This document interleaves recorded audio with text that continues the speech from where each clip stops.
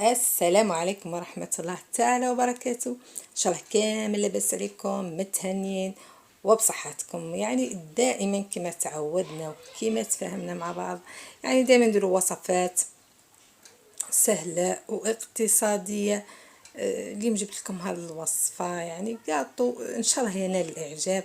فاكيد ما تنسوش دعمي بالاشتراك وخاصة اللايك باش طلعوا لي الفيديو 2000 لايك. يعني مازلت دائما نتكلم على 2000 لايك. فالمقادير: عندي 2 مقارف تاع السكر، سكر ناعم. وكما راكم تشوفوا من الساشي، المتابعين تعرفوني عادية في تصرفاتي. عندنا الحبيبة تاع البيض، حبة بيض كاملة الصفار زائد بياض.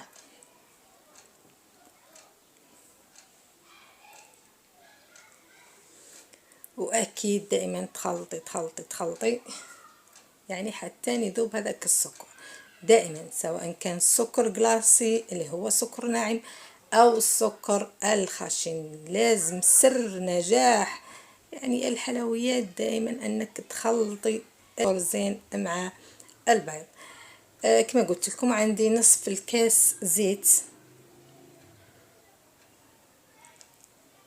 ونستمر في الخلط. وعندي هنا نصف الكاس ثاني مايزينا هنا كنت مقربلت.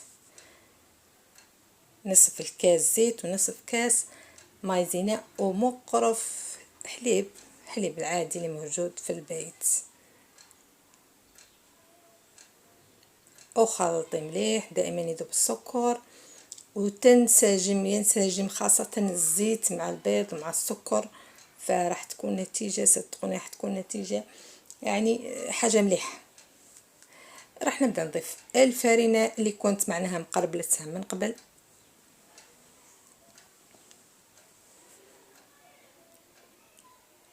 وعندي هذا المقرف تاع الخمارة الكيميائية.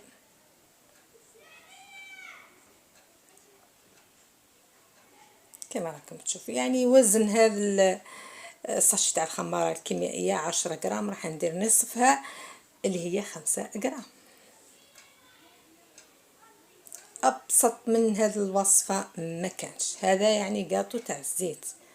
فصدقوني يا البنات والله بن يعني دائما سر حلويات الزيت دائما فيها قرمشة.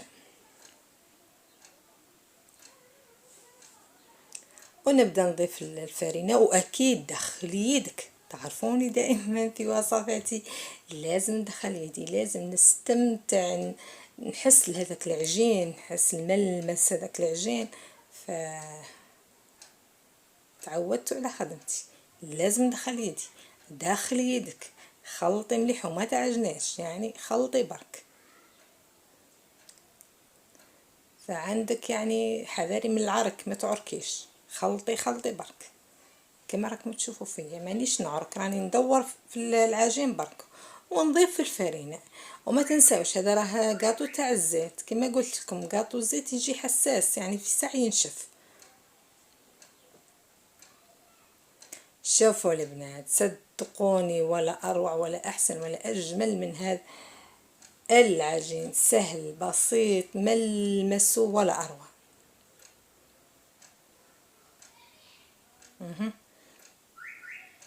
راح نبدا نشكل هذيك القاطو.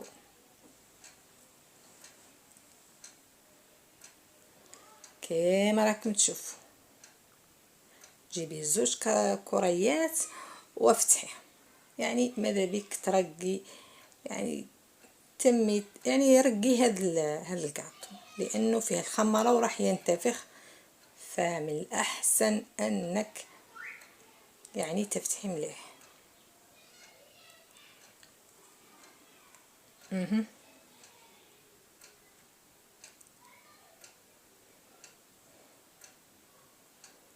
نحاول اني نديرهم يعني بنفس الطول كما راكي تشوفي. ودوري دوري وراح نقطع هذوك الجوانب. باش يجيك الشكل شويه شويه مليح. ولا تحبوا ديروا شكل احسن من هذا فلكم الاختيار. واضح؟ شوف، نزيدوا واحده مع بعضنا، قاعدين نزيدوا واحده مع بعضنا. شوفوا البنات، ابسط من هذا الشكل يعني ليه تخدميه؟ يعني ما عندكش وقت، جيتي من الخدمه تعبانه، حاولك الحل. تقدري حتى انك ديرهم كويرات او داخلهم يطيب عادي.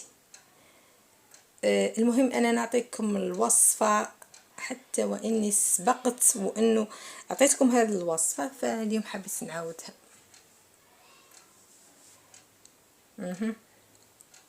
وراح نجمع كل حبه وخوتها بالمعجون بالكونفيتير. انتي وش عندك؟ شوفوا البنات، حتى هنا ما يهدوكش تخدمي. ها، سرقت حبه الكاطو راحت. شوف الراحه ما فيهاش.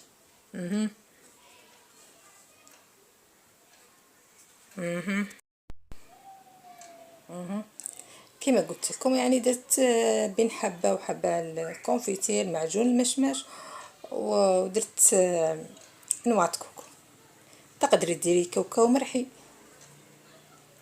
ومن الاحسن كي تقلي الكاوكاو لازم يعود رقيق ماهوش خشن باش يجيك الشكل جميل. شوفوا البنات، فبالنسبه للطياب يعني ديرهم 15 دقيقه من التحت، وتحبي تحمريه ماذا بك. انا هنا حمرته حاجه خفيفه خلاص، اما من الاسفل انا نحمره مليح مليح. 15 دقيقه كافي.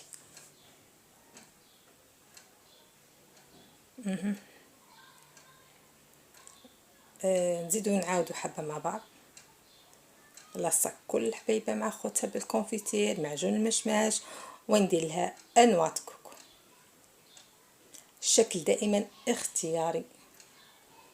انا كنت حابه نسهل عليكم، ندير لكم يعني عفوا ندير لكم حاجه سهله ليه تخدم في نفس الوقت، اقتصاديه بسيطه ومش مكلفه.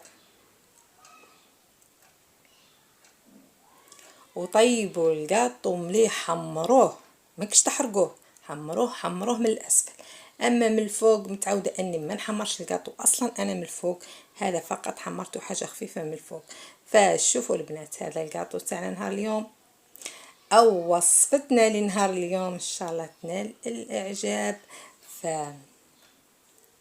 اكيد راح نقول لكم ما تبخلوش عليا باللايك والاشتراك، ماذا بكم ثاني التعليق. نفرح لتعليقاتكم. هذه وصفتنا، شكرا.